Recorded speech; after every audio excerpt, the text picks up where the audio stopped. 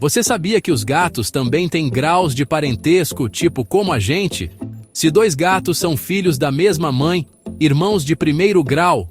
Se só compartilham o pai ou a mãe, irmãos unilaterais, ainda de primeiro grau. Se um é filho do outro, parentes de primeiro grau direto, tipo mãe e filhote. Filhos de irmãos, primos felinos, grau de parentesco, segundo grau colateral. Gatos da mesma ninhada, super ligados, mas gatos da vizinhança nem sempre são parentes.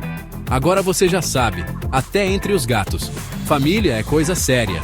Curte e segue para mais curiosidades felinas.